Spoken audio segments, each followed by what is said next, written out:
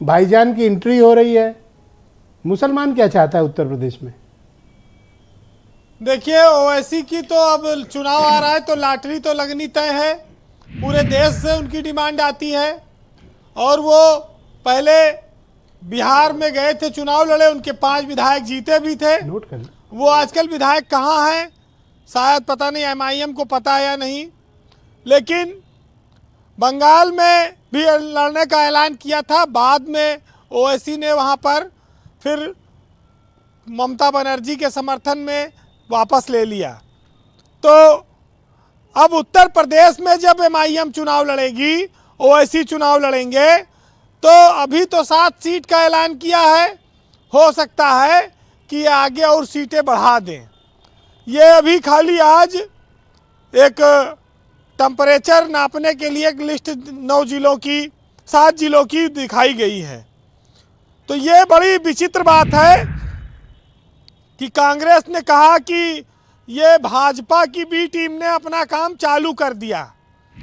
असदुद्दीन ओवैसी उत्तर प्रदेश में जो 7 लोकसभा की सीटें लड़ रहे हैं वो मुस्लिम बाहुल्य हैं। संभल, मुरादाबाद, अमरोहा, मेरठ, आजमगढ़, बदायूं, फिरोजाबाद। इंडिया गठबंधन को जिससे सबसे ज्यादा आशा थी यादव और मुसलमान वोट से जी, उसमें भी सेंधमारी की इंतजाम हो गया है। और भाजपा भी पसमानदा के नाम पर वोट चाहती है, मुसलमानों पे लगातार काम करती रही है। अब ओवैसी भी पसमानदा का मुद्दा उठाते हैं। तो जब मुसलमान वोट बटेगा तो स्वाभाविक है कि उसका फायदा बीजेपी को सीधा मिलेगा। हालांकि बीजेपी ने जातीय समीकरण इतने मजबूत कर लिए हैं यूपी में कि वो इंडिया गठबंधन पर अभी भी भारी है, लेकिन वो कहीं कोई चूक छोड़ना नहीं चाहती है कि कहीं कोई राहत की सांस ना रहे। वैसे देखिए, किसी भी पार्टी को सियासी ताकत हासिल करने में कोई बुराई नहीं है, उसको अपना अधिकार है। लेकिन ओवैसी के इस कदम से देश भर में या उत्तर प्रदेश में मुसलमानों की मदद होगी या उनकी मुसीबत बढ़ेगी, ये विचार करने वाली बात है। इस पर चर्चा होनी चाहिए, डिबेट के योग्य सवाल है जी। और आज लोगों ने ये बात देखा है कि जैसे बिहार में आरजेडी का, लालू तेजस्वी का ओवैसी ने खुला नुकसान किया था, वैसे उत्तर प्रदेश में अखिलेश यादव का ये खुला नुकसान होगा अगर वो अपने कैंडिडेट लड़ाते हैं। वो इंडिया गठबंधन में आते नहीं हैं, पता नहीं आना चाहते हैं कि नहीं आना चाहते हैं या उन्हें सीट नहीं मिल पा रही नहीं है। कह रहे हैं सौतेला व्यवहार हो रहा है, हमें तो लेना नहीं चाहते, हम तो तैयार बैठे हैं, आज रात में फोन कर दें, कल चले आएंगे। ये ब्रजेश जी, एक बार जब इंडिया गठबंधन का ऐलान हुआ था तो ओवैसी ने कहा था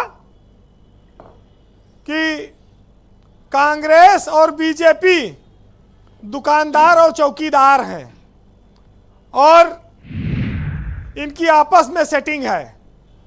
मुस्लिमों पर दोनों चुप हैं।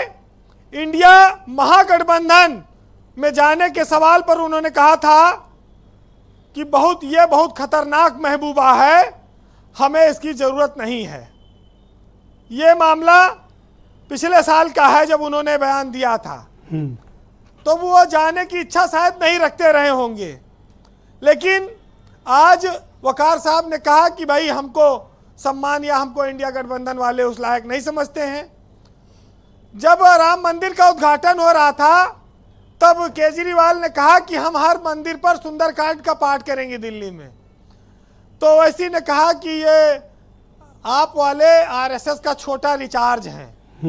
हाँ बोला, मुसलमानों इनसे सावधान हो जाओ। तो समस्या इस बात की है कि इंडिया गठबंधन में नहीं वीरेंद्र भाई, आपको सारी बातें ओवैसी साहब की याद है, लेकिन आपको आम आदमी पार्टी और कांग्रेस और समाजवादी पार्टी का एक भी बयान याद नहीं है। अभी कुछ दिन पहले समाजवादी पार्टी ने कहा कि जो कांग्रेस है वही बीजेपी है और जो बीजेपी है वही कांग्रेस है। अखिलेश यादव जी, बोलिए वीरेंद्र जी।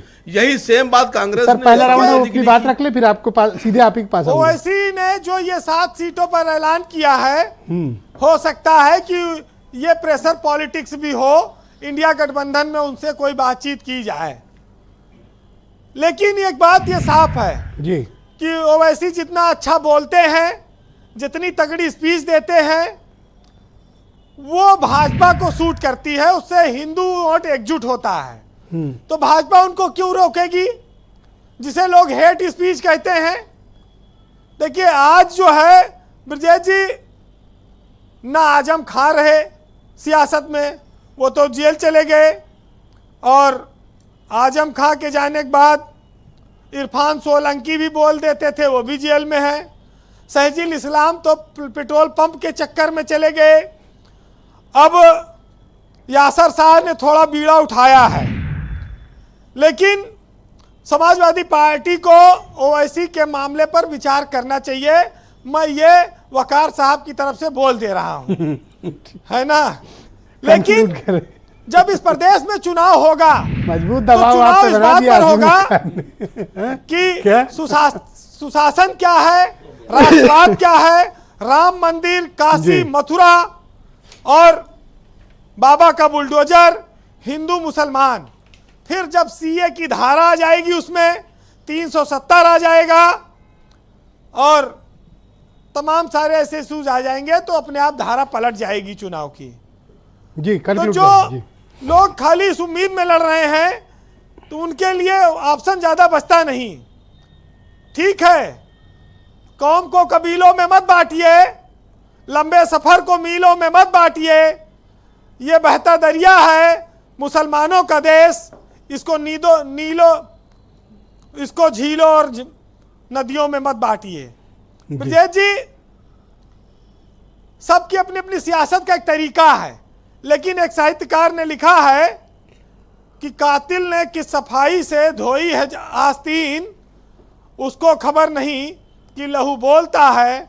कत्ल तो नहीं बदला, कत्ल की अदा बदली, और तीर की जगह कातिल साज उठाए बैठा है। और मेरे होने में किसी तौर से शामिल हो जाओ, तुम मसीहा नहीं होते हो तो फिर कातिल हो जाओ। ठीक बोला है? नहीं खान साहब तो आज समझ नहीं पा रहे हैं कि किधर से खेले, आज फंस गए। बहुत शुक्रिया वीरेन जी, बहुत बहुत धन्यवाद हमारे साथ जुड़ने के लिए और ग्राउंड जीरो से अपने इनपुट और फीडबैक उपलब्ध कराने के लिए। बहनों भाइयों, इस पर चर्चा का